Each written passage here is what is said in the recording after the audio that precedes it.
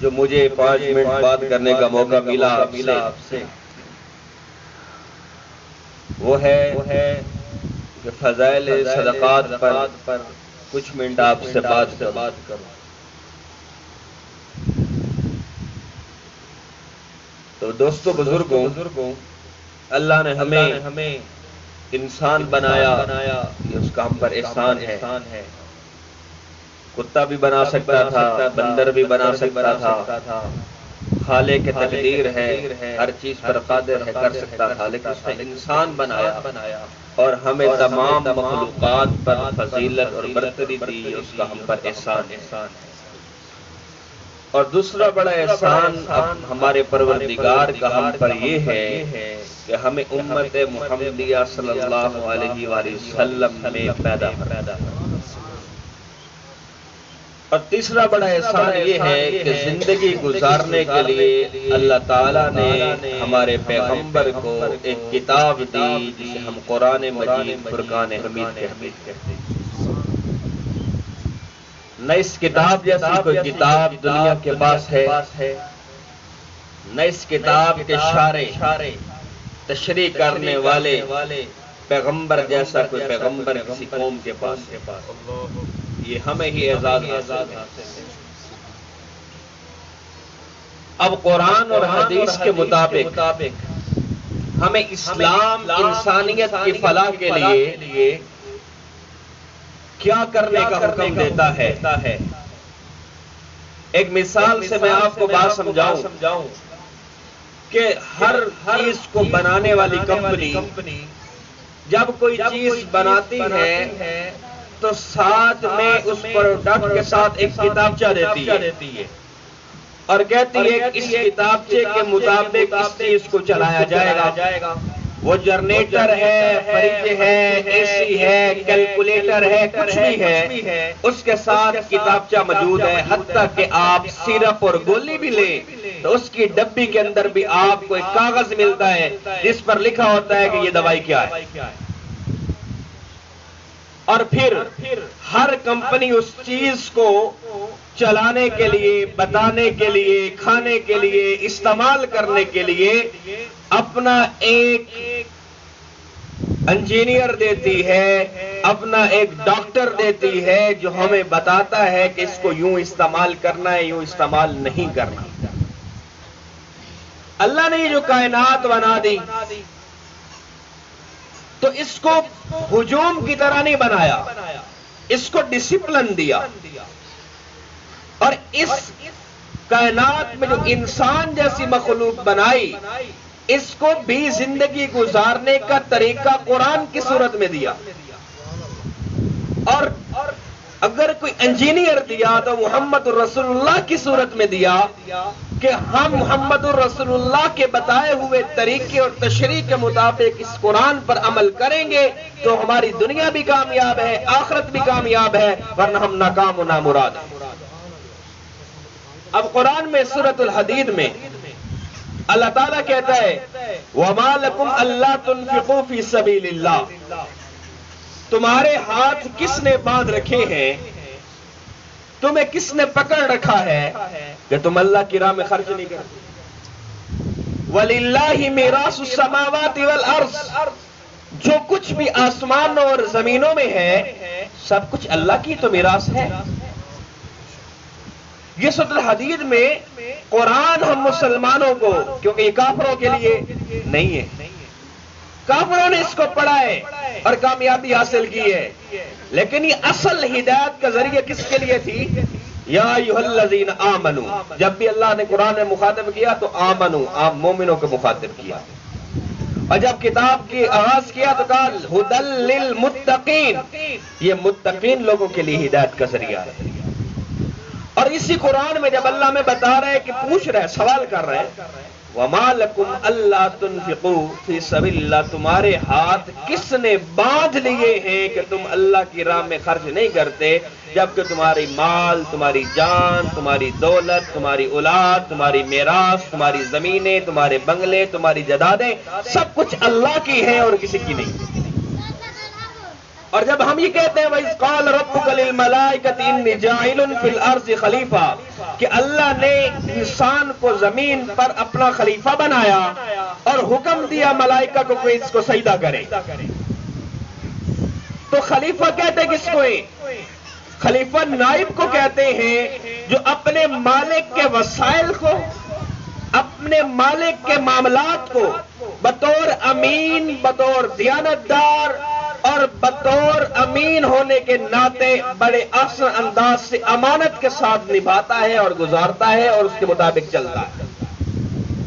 یعنی کہ یہ دولت ہے تو ہمارے پاس اللہ کی امانت ہے کیونکہ ہم اللہ کے خلیفہ ہیں، یہ حکومت ہے تو اللہ کی امانت ہے کیونکہ ہم اللہ کے خلیفہ ہیں، یہ مال، یہ دولت، یہ اولاد سب کچھ اللہ کی امانت ہے۔ اللہ جب چاہے گا لے لے گا اور جب دیتا ہے تو امتحان کے لیے دیتا ہے۔ فرمایا انما اموالکم واولادکم فتنہ، کہ اللہ نے فرمایا تمہارا مال، تمہاری اولاد تمہارے لیے فتنہ ہے، تم اس مال کے لیے، تم اس اولاد کے لیے دو نمبری کرتے ہو، تم اس مال کو اکٹھا کرنے کے لیے رشوت بھی لیتے ہو، تم اس مال کو اکٹھا کرنے کے لیے سود لیتے بھی ہو دیتے بھی ہو، تم اس مال کو اکٹھا کرنے کے لیے ہر دو نمبری ملاوٹ کرنے کے لیے تیار ہو، سٹاک کرنے کے لیے تیار ہو، نجائز منافع خوری کے لیے تیار ہو، تو فرمایا یہ فتنہ ہے۔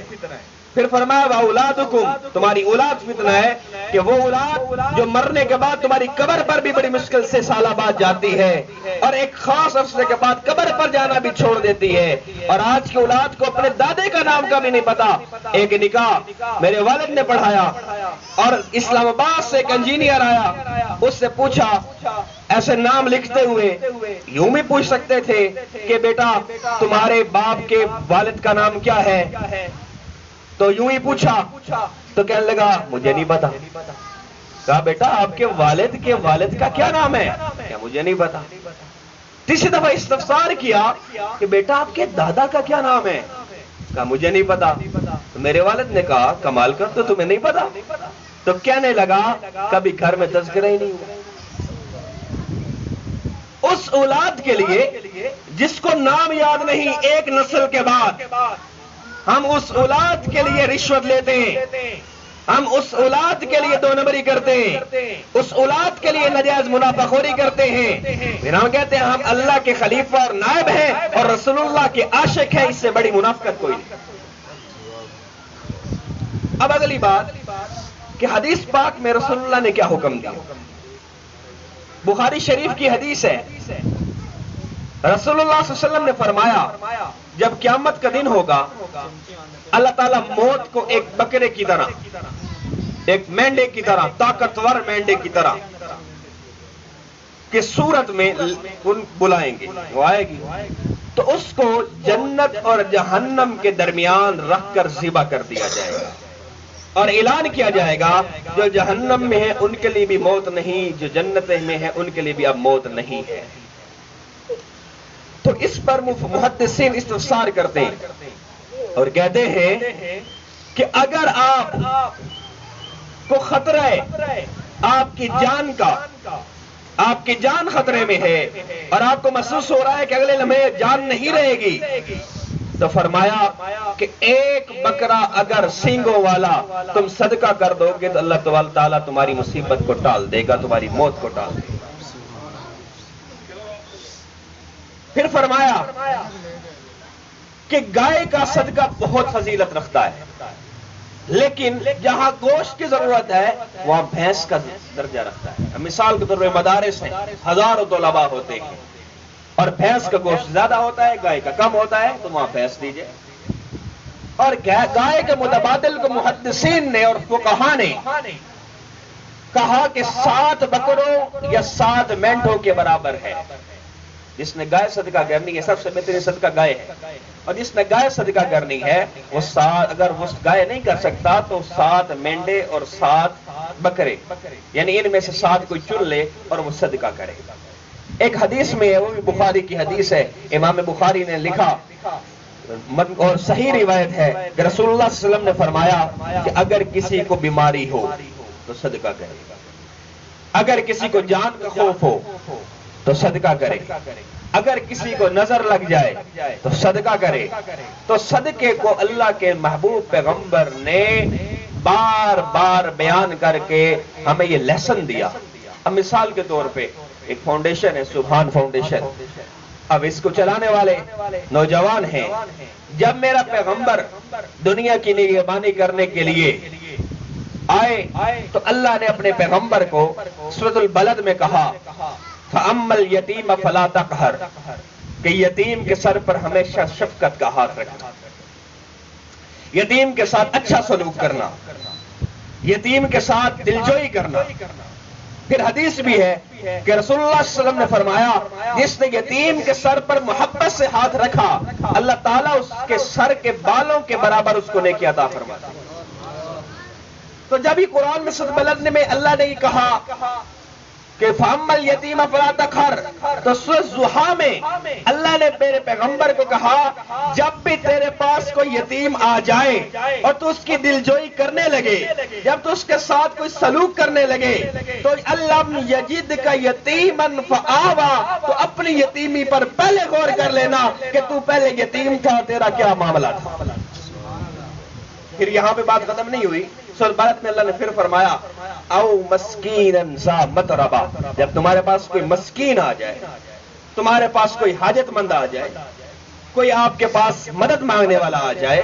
مسکین ماں مرنے والے کو نہیں کہتے.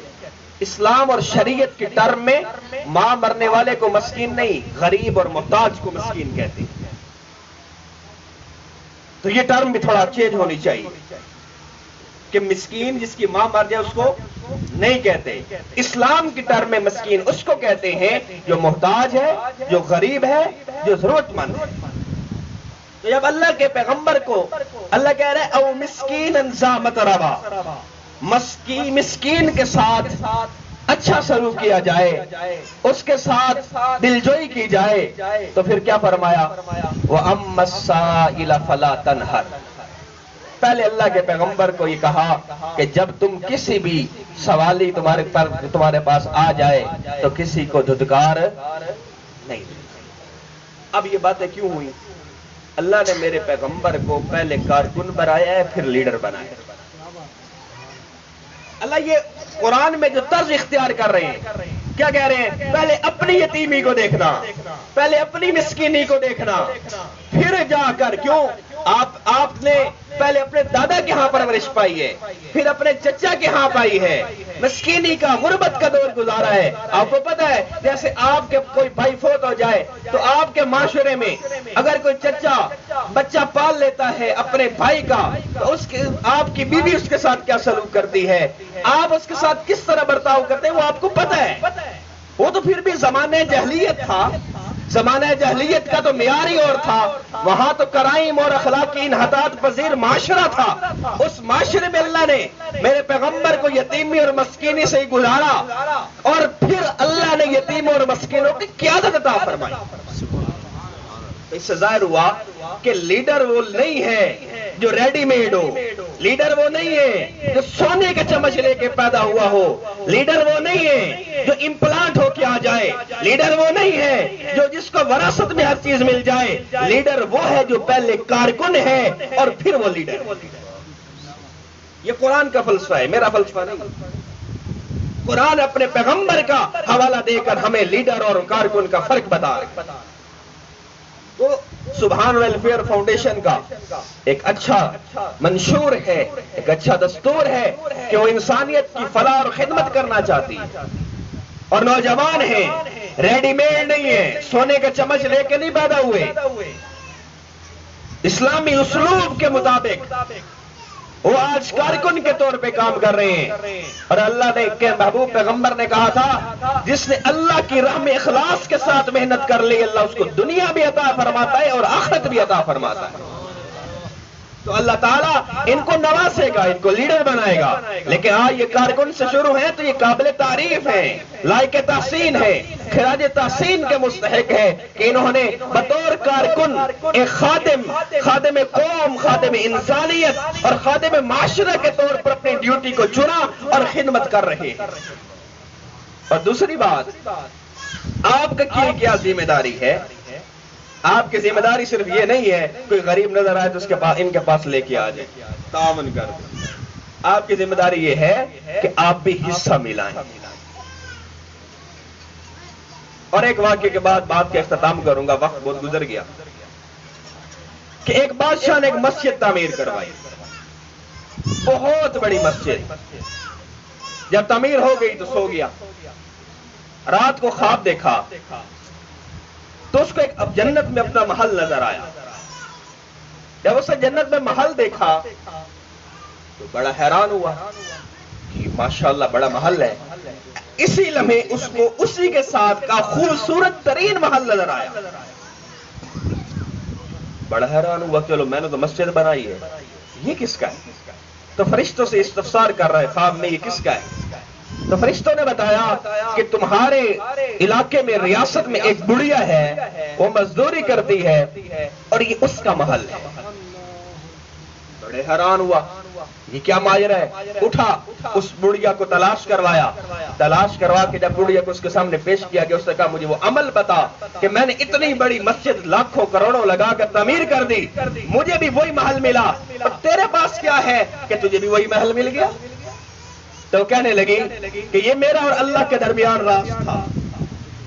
جب اللہ نے تجھے خواب کے ذریعے بتا دیا تو میں بھی نہیں چھپاتی. میں مزدوری کرتی ہوں، اور جب مزدوری کر کر واپس آتی تھی تو جہاں تیری مسجد تعمیر ہونے کے لیے مٹیریل پڑا ہوتا تھا وہ اپنی استطاعت کے مطابق 2 اینٹیں 3 اینٹیں لا کر اندر ملا دیا کرتی تھی، اور اس تعمیر میں میری لائی ہوئی بھی کچھ اینٹیں موجود ہیں. اللہ نے مجھے اس وجہ سے نوازا. یہ نہیں ہے کہ اگر آپ 1000 نہیں دے سکتے، 2000 نہیں دے سکتے، 5000 نہیں دے سکتے، آپ کی مزدوری میں سے نکلا ہوا 10 روپیہ بھی فاؤنڈیشن کے لیے، 20 روپے بھی، 30 روپے بھی آپ کا اتنا اجر اور ثواب ہے جتنا 1 لاکھ دینے والے کا اجر ہے. تو یہ دینے کی کوشش کریں. یہ قرآن جو مخاطب ہے نا، وَمَا لَكُمْ أَلَّا تُنْفِقُوا، کہ تمہارے ہاتھ کس نے باندھ لیے، یہ کوئی درخواست نہیں ہے. یہ اللہ تعالیٰ ہمارا مالک ہم سے پوچھ رہا ہے، او بے وقوف ہو، تمہارے ہاتھ کس نے باندھ لیے ہیں کہ تم اللہ کی راہ میں خرچ نہیں کرتے ہو؟ قرآن یہ درخواست نہیں ہے بخدمت جناب SHO صاحب مہربانی فرما کر عمل کر لینا. یہ اللہ کا حکم ہے. اللہ سورۃ المائدہ میں رکوع نمبر 7 میں کہتا ہے وَمَن لَّمْ يَحْكُم بِمَا أَنزَلَ اللَّهُ، جو حکم ہم نے نازل کر دیا جو اس پہ عمل نہیں کرتا فَأُولَٰئِكَ هُمُ الْفَاسِقُونَ، وہ فاسق ہیں. اسی رکوع میں ایک چند لائنیں چھوڑ کے پھر اللہ کہتا ہے وَمَن لَّمْ يَحْكُم بِمَا أَنزَلَ اللَّهُ، جو اپنے فسق پہ قائم رہا، توبہ نہیں کی اور جھٹلاتا رہا ہمارے حکموں کو جو ہم نے نازل کیے، فَأُولَٰئِكَ هُمُ الظَّالِمُونَ، وہ ظالم ہیں. پھر چند لائنیں چھوڑ کے پھر اللہ فرما رہا ہے وَمَن لَّمْ يَحْكُم بِمَا أَنزَلَ اللَّهُ، جو اپنے ظلم پہ بھی ڈٹ گیا، فسق پہ ڈٹا تو ظالم ہوا، اور ظالم سے بھی پھر جب اگلی کیٹیگری میں پہنچ گیا اور توبہ نہ کی، فَأُولَٰئِكَ هُمُ الْكَافِرُونَ، وہ کافر ہو. اب مفسرین اور محدثین لکھتے ہیں اس آیت کی تفسیر یہ ہے کہ اگر مسلمان بھی ہوگا تو مرتے وقت کلمہ نصیب نہیں ہوگا. تو جہاں نماز کا حکم ہے، جہاں روزے کا حکم ہے، رمضان آ رہا ہے، روزے سارے رکھیں، کوئی نہ چھوڑے، اور جو بیمار ہے وہ فدیہ دے. روزہ چھوڑنا بہت بڑا جرم ہے، اور رمضان میں زکوٰۃ نکالے. اپنی زکوٰۃ نہ نکالنے والا ایسے ہے کہ قیامت کے دن ان کا مال بچھو اور اژدہا بنا کر ان کے گلے میں ڈال دیا جائے گا، اور وہ نکال کر پھینکیں گے تو وہ اژدہا کہے گا تیرا بال ہی تو ہوں، کیوں نکال کے پھینکتا ہے؟ تو لہذا رمضان میں زکوٰۃ نکالیں، اور آپ کی زکوٰۃ کا، آپ کے صدقات کا بہترین مرکز اور محور اور مصرف آپ کے علاقے کی فاؤنڈیشن ہے جو بے لوث آپ کی خدمت میں لگی ہوئی ہے. فیصل عمر بھائی ہیں، عبدالرحمان بھائی ہیں، اللہ ان کی عمر دراز فرمائے اور ان کو اور ان کے درجات کو بلند فرمائے اور ان کو اعلیٰ مقام عطا فرمائے. وآخر دعوانا الحمدللہ رب العالمین.